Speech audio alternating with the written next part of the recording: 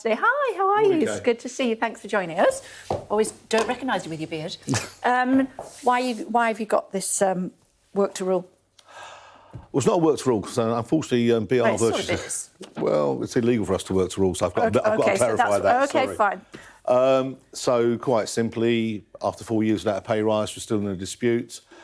We went back into talks in good faith after the deceitful actions of the government and the RDG over the Christmas period, where they put out a deal that we'd never seen, never agreed, and I spoke to you previously about.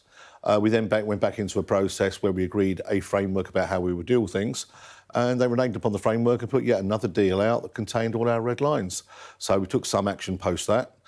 We've had no contact from anybody in the last 6 to 8 weeks, and we put an overtime ban on this week to hopefully get people back to the table. You're on the canvas, though. Why don't you just stay down now? We're not on the canvas, and that's the real Well, thing. it's not making any difference, is it? Well, so we just walk away, do we? So do we go 5 years without a pay deal? Do we go 10 years without a pay deal? Well, I thought do they were we offering you 4% a year for 2 years. That was the latest offer, wasn't it? They offered us a 20% pay cut for giving up all our T's and C's and virtually decimating them back to Victorian conditions, which wasn't part of the discussion, wasn't part of the agreement we had. OK, but is it not right to say that you rejected proposals that would have seen pay rise by 4% a year for 2 years? Well, there'd be no pay rise. There'd still be a pay cut, wouldn't it? Because we all know inflation's been running north of 10%, and it was 13.8% last year, and we weren't seeking a pay rise for the 2 years before. So if you aggregate it, it would have been virtually a 25% pay cut for £500 million worth of productivity that we're unable to give. How much support do you think you still have from the public? I mean, the average pay for a train driver is £65,000. And they work an awful lot of overtime for that and give an awful lot of goodwill for that. So we'll see how much overtime is worked this week, won't we? We'll see how many vacancies we have within the industry, and we will see how the industry runs without that goodwill over this period of time. And we have to keep re-emphasising our point. Would I be talking to you today, Kay, if we weren't taking this action? So the only way I can articulate and get the voice of these people out there is for us to do something. And what about people who also are feeling the pinch at the moment with inflation as high as you illustrated there, and they can't get to work because there's an overtime ban? Well, we still have approval ratings. We also have the fact that in virtually every sector in the same position as us. Every time somebody uses the words fair and reasonable, we know that's untrue. It's untrue for the civil service, it's untrue for the NHS, it's untrue for the teachers, it's untrue for the rail sector. And we actually just want the government to come and sit down. And I keep making this point. We don't have a problem in Wales. We don't have a problem in Scotland. We don't have a problem in freight. We don't have a problem in open access. I don't have a problem in Crossrail, Eurostar, the Tube. This is a Westminster problem, and this is dogma rather than industrial. We were under the impression that you were getting on better with this Transport Secretary. I haven't seen him since before Christmas. I haven't seen the Rail Minister since January the 6th, when the last thing they did was that deceitful act that they must have known about and authorised. So I was getting on better. I can't say I'm getting on better with people I haven't met for 6 months. Well, you haven't seen them for 6 months, so they're obviously ignoring you. So what do you hope to achieve from this week? And if you don't achieve it, then what happens next? Well, what happens next, we consider our next tactics and our strategy and what we have to do to get people to the table to try and resolve this. I mean, it can't go on forever. We want to resolve this, no matter how badly they've treated us, no matter how badly they behaved, how deceitful, dishonourable and disingenuous they've been. On every occasion, we've gone back to the table to try and find a resolution. It's still our intention to find that resolution. So you still want at least 11% to match inflation? Never put a price on it and never have. Why not? You know, because it comes out of the talks. You don't want a real-term pay cut, and you've also told me what inflation is at in double figures, so you want at least that? No, we never said that. And so we would look at. The trouble is, Kay, as you know, in all negotiations, that it's like selling your house. Well, if I can explain. 6 months, have you? Well, the point here being is, as soon as you put a price on something, someone tries to undercut it. It'll come out of the talks, and then depending on what other people want within those talks. What's happened recently is that we sat down, we went forward with a process to look for a global solution to the national dispute. We agreed a process then that all other things would go back into normal bargaining machineries with the red lines withdrawn, and they produced a pay deal with all the red lines contained within it.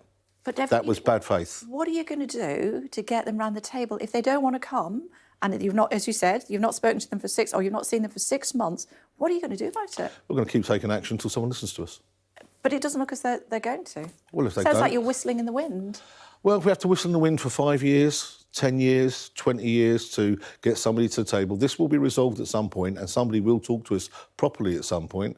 And the fact that we're willing Look, we've just had to refresh all our mandates once more under the Tory legislation for our industrial action. They've come back higher than they've ever had before, been in strike now for 14 months, and our people still are sending back in excess of 95% for action short of strike and strike action. That tells you the strength of feeling about the people I represent. This isn't Mick Whelan saying we want to go on strike. This is the members of ASLEF saying they want a fair deal. And they're prepared to do that for 20 years, you think, if necessary? Quite possibly, because the option is what, to do nothing. You won't tell me how much you are looking for, but what we can discuss is the fact that you didn't put the most recent pay offer to your members. Am I right in saying that? Also, all the people we talked to, we've agreed a framework agreement that we'd work through our normal collective bargaining processes. And the collective bargaining process we have with the employers, they recognise we don't put any deals out we can't recommend, because that's the policy of our members. So putting deals out with our red lines in it, they set it up to fail. How do you know what they're thinking if you don't put it to them? Because I was in Cambridge on Friday, I was in York yesterday, and I'll be in Exeter tonight. And I talk to my members all the time. OK, but do you not think it's appropriate? Because you are, you know, as you say, it's not you, it's your members. Should you not put a pay offer to your members? It's their policy that we do not put deals to them that we cannot recommend. So I'm carrying out their wishes. And when we get to a deal that we feel we can recommend, that's when it will go to our members, because that's what they tell us to do. OK. What do you want to say to the government this morning?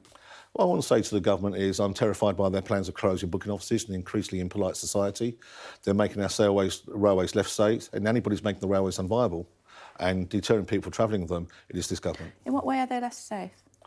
Well, we've got many areas that we found out through COVID where we don't have people on platforms and booking offices on trains, that unfortunately young people and other people gather on the railways. And I do feel that we're going to hurt the disabled travelling public, and we're going to hurt tourism, and we're going to hurt the security of the staff that work on the railway by closing these booking offices. Doesn't seem to be a problem for the London Underground. In what way? It seems they've closed a lot of booking offices on the London Underground. There's not as many staff on the platforms. It seems to, and there's a lot of tourists on. But they have to have those stations have to be staffed and manned, whereas on the mainline railway isn't always the case. Okay, so as far as the government is concerned, they're not going to come forward. They've told us that's it. You know, you either take it or leave it. You're saying, in a nutshell, you're happy and your members are happy to take action for the next 2 decades if necessary. What does that say to my viewers this morning, do you think? What it says to you is that you've got a government that doesn't care. What it says to you and to your viewers and the travelling public, you've got a government that actually doesn't want to invest in the green railway, doesn't want to invest in integrated transport, isn't interested in the people and the workers of this country, and doesn't give a damn for those key workers that put themselves at risk during the pandemic. And you think that a Labour government would have a different approach? I would hope so. We'll see. Potentially. It's always good to see you, Dave. Thanks very much indeed for joining us.